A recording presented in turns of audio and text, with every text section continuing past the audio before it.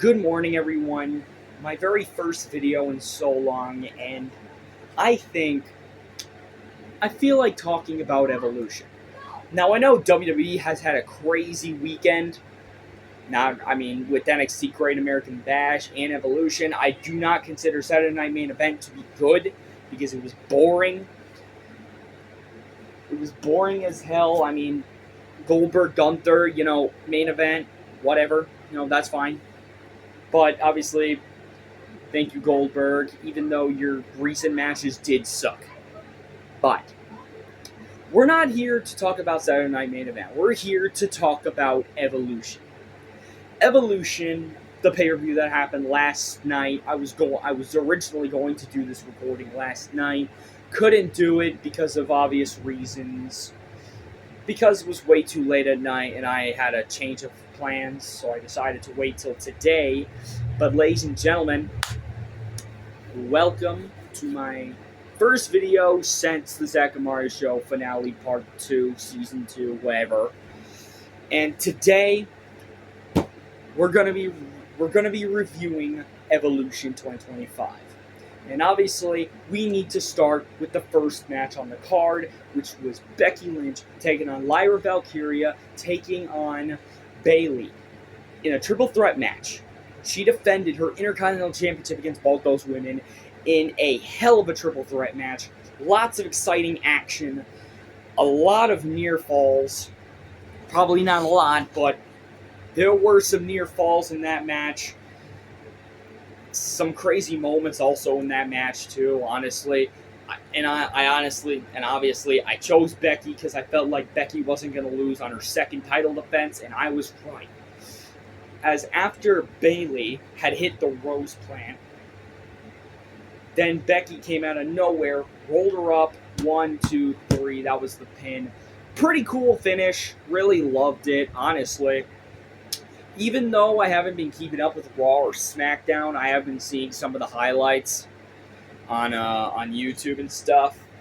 And the build-up to it was I actually liked the build-up to the match itself. Bayley obviously in the match, and honestly, I'm going by history here, but Bayley, I think, was in the match because of the fact that she wants payback from when Becky took her out of WrestleMania from that tag match with Lyra Valkyria for the women's tag titles. And she came back, I think the Raw after Money in the Bank, and took her out and had stated that she wanted a title match. And then Lyra got involved, so then it ended up becoming a triple threat match. But like I said, good story. I actually liked it. I liked the match in general. Really good. The attires were also great as well. And honestly, good match to kick off the show. Next up is JC Jane taking on Jordynne Grace. Now, obviously, at the Great American Bash, JC Jane did take a loss in that tag match when Blake Monroe pinned her in the center of in the ring. Obviously, time skip to Evolution, and then Jordynne Grace and JC Jane are going at it for the NXT Women's Championship. Honestly, in my opinion, it was okay. I liked it. Now, just like Raw and SmackDown, I rarely watch NXT, but as usual, I do see the highlights. And the match was, like I just said, the match was okay. Honestly, I kind of figured Blake Monroe was going to turn heel on Jordynne Grace, which does set up maybe a potential rivalry between Blake Monroe and Jordynne Grace, which I would love to see. Both of them going at it on TNA. That would be pretty cool. Or have them go all out, or have them fight a Heat Wave. That would be pretty cool too.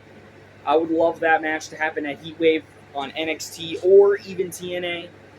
But okay match, a lot of moments happened. Not a lot of moments, but it was okay in my opinion. Now, I know some people could be getting pissed off at me because they're saying that it was a great match. Well, I just think it's okay. I think it's okay. Honestly, I chose JC Jane to win the match because I sensed it that she did lose at Great American Bash. WWE was not going to have her lose for the second time in the same weekend. So, like I said, for the third time now, this match was okay. Next up is the tag team fatal 4-way match. I loved it. A lot happened. And by the way, the tag teams were the Judgment Day, Roxanne Perez and Raquel Rodriguez taking on Zarya and Sol Ruka of NXT, Charlotte Flair and Alexa Bliss of SmackDown, and the Kabuki Warriors of Monday Night Raw. Now, obviously, a lot happened in that match. It was chaos. And I actually loved it. The ending was great. I loved how they made the Judgment Day look strong by Raquel, like, looking serious as hell while pinning Sol Ruka. A pretty good moment, honestly. The powerbomb to Alexa Bliss to the outside was also pretty cool, too. You know, it was also a pretty cool moment. And then Zarya speared Sol Ruka. Honestly think that's going to turn into a rivalry. I'm sensing that one, too. There's going to be a lot of rivalries I sense happening. Pretty cool match. Actually loved it. That's my second favorite match of the night, behind the first one, which we will get to in a bit. The next match was Tiffany Stratton versus Trish Stratus against each other for the Women's Championship. Now, obviously, these two have worked up together, has teamed up together at Elimination Chamber this past March, and they took on Nia Jax and Candice LeRae in a tag match, and they won. So, obviously, what happened on SmackDown, Trish Stratus and Jade Cargill were out there. They both wanted Tiffany Stratton for the Women's Championship, and Tiffany chose Trish Stratus. Now, obviously, I knew she was going to pick Trish because of Jade Cargill and the rivalry with Naomi. Now, we get to the actual match, and it's good. I like it. You know, like when Trish Stratus hit that Stratusfaction, and I honestly thought it was over. But then again, WWE doesn't really want to give up their championship off of Tiffy time. But the ending was, I liked the ending too. You know, prettiest moonsault ever with that rolling Alabama slam move followed by that, and it was really cool. I liked it. Congrats to Tiffany Stratton for retaining her title, and I can't wait to see what she does against Jade Cargill at SummerSlam. That's going to be good. I'm going to love that match, because these women who worked hard last night, who went all out to entertain the people, I loved it. Now, the next match on the card, coincidentally, is Jade Cargill versus Naomi, no holds barred, with Bianca Belair being the special guest. This match, good. It was good. Not hating on it. All these matches were great. Some were okay, some were good, some were great. This was good. I loved a lot of the moments in the match. And I was honestly looking at Naomi's attire and realizing that those were razor blades. Or I wasn't sure. Comment down below if those were actual razor blades on her attire. But obviously, this match was... Obviously, they were going to tear the house. They were going to tear the ring apart. But obviously not in the instant classic kind of way. But they were trying to kill each other. Tables were used. Kendo sticks. Obviously, steel chairs. A freaking toolbox was used. Which, honestly, I think we get that often with no-holds-barred matches or street fight matches. We honestly always get those. It would have been nice to see a ladder moment or announce table moment. That would have made it cool. Oh, by the way, one announce table moment did happen that night with Naomi when she drop kicked Jade Cargill's head into the TV. That looked violent, but obviously it's WWE, it's all scripted. But the match was good, and shockingly, I thought Bianca was going to end up pulling the trigger and turning heel, but nothing happened. I picked Naomi to win this match. Oh yeah, and back to the Fatal 4-Way match. Back to the Fatal 4-Way and the Tiffany Stratton match. For the Fatal 4-Way, I picked Charlotte and Alexa specifically because of the reason that they could definitely have some magic together as a tag team. And then and obviously I picked Tiffany because it's Tiffy time, obviously. Why not? And for this match, I thought Naomi was going to win due to interference by Bianca Belair, but that never happened. Instead, it was called right down the middle. Bianca didn't interfere with anyone. She just let them have it. She let them have it, and they delivered. Great match, honest. Good match. Good match, honestly. Can't wait to see where Jade Cargill goes after SummerSlam. The next match is the Battle Royal. Now, this one, I actually liked it. I liked the Battle Royal. Obviously, I was rooting for Nia Jax to get eliminated because, you know what, we can't have Nia Jax win the Evolution Battle Royal match again. Obviously, the winner of that match was Stephanie Bakir, but a part of me thought that maybe Lash Legend could have done it. I thought Lash Legend could have done it, and I was like, oh yeah, Lash Legend might have a chance. Obviously, she did lose, and Stephanie Bakir was the winner. Another part of me thought Nikki Bella could have done it because she was returning, but obviously a lot of returning superstars or legends or whatever, they don't normally win matches. Only if you're Goldberg and Vince McMahon's under control of the company. Well, but he obviously wasn't, and Gunther obviously retained the title against Goldberg at the main event, but yeah. But the Battle Royal match is as expected. Chaotic. Like 20 women in that ring, all trying to throw each other out of the ring. And obviously, I would have loved to see Nia Jax pull off another 7 women elimination in a row thing, like with Royal Rumble this year. That was a pretty cool moment. 7 women being eliminated. I would have loved to see that. Obviously, the ha, ha, ha Stephanie Bakir thing, that was fun. You know, it was nice chanting, ha, ha, ha. And she did that same move to win the Battle Royal, which, congratulations to Stephanie. But I wonder, what champ is she going to fight? Is she going to go after the Women's World title or the Women's Championship? We may never know. Leave your comments in the description below. And then, the main event. Rhea Ripley versus Io Sky. Ooh! Oh, that was a good-ass match. And even everyone else is saying that match is an instant classic. And they were not lying. They went all out. Jessica Carr took a drop kick, was out for the entirety of that match. They fought everywhere in the stadium. Did it literally... They literally did everything. And then obviously the ending was unexpected. Because I thought Naomi was going to stick with the Women's Championship and Tiffany Stratton.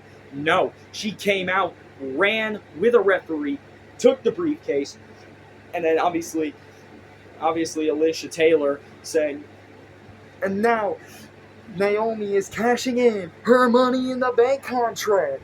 And then Naomi had the briefcase, bam, right across the face of Io, threw Rhea Ripley into a post, hit the split-legged moonsault, 1, 2, 3. That was a good-ass ending. That was fun. Honestly, and I'm going to say it, the match of the night. Popular opinion, match of the night. But it's not the match of the wrestling weekend. Now for the entirety of the WWE weekend of pay-per-views, yeah, match of the weekend for WWE. But it don't beat AEW All In. Obviously, because Hangman Adam Page beat Jon Moxley. But yeah. But Evolution, this whole pay-per-view, I even love the opening with Katy Perry's Rise song playing. I love the open. How Stephanie McMahon showed up for the night as well and made frequent appearances and like every other match or something with Joe Tessitore, which I love just Joe Tessitore.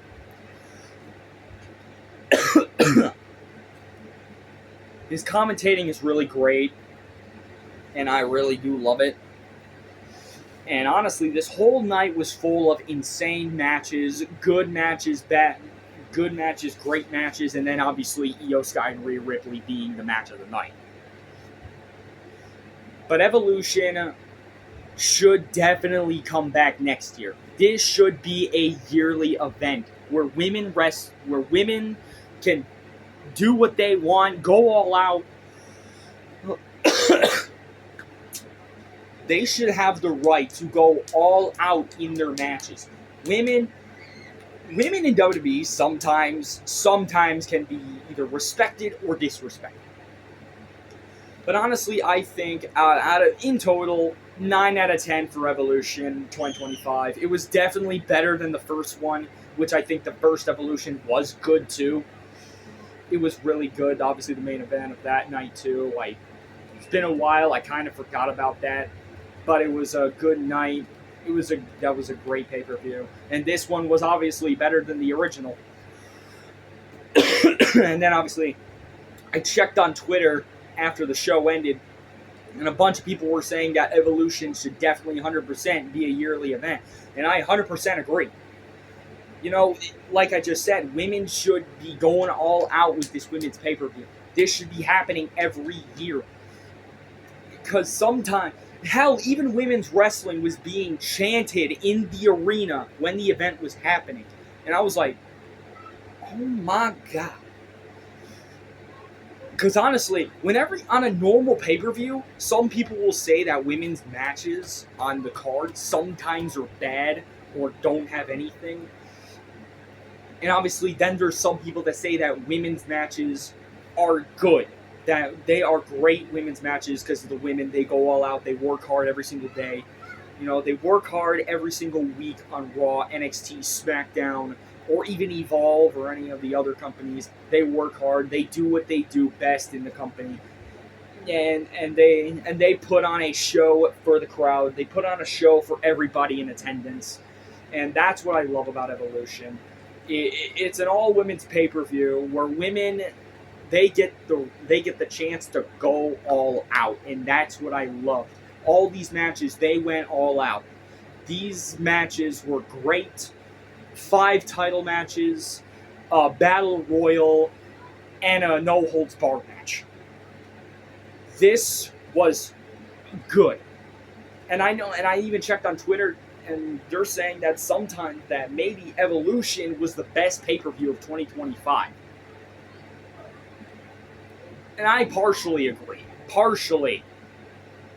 Now, honestly, the reason why I'm saying I partially agree is because it's actually, you know what, I think it was the best pay-per-view of 2025 so far. We don't know what other pay-per-view events we're going to be getting. Obviously, SummerSlam, Clash in Paris, Survivor Series, War Games in San Diego. There are a lot of good ideas for these women that WWE should definitely try out. Because now, honestly, I feel bad for the women who are going to be in the 2026 Royal Rumble match. They're going to be dressed up as Power Rangers. Funny, you know, because it's Riyadh, you know. There's strict laws. But honestly, back on topic of Evolution. Evolution is great. Evolution, 9 out of 10, like I just said. Great pay-per-view, and honestly, can't wait to see when they do Evolution 3. I want to see an Evolution 3. I honestly think it's possible for it to happen.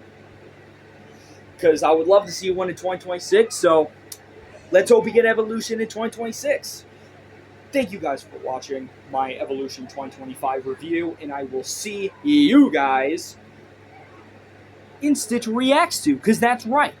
Stitch Reacts To will be coming back. Next week, expect Stitch Reacts To come back for an episode. So, it's going to be fun. Hope to see you then. Bye.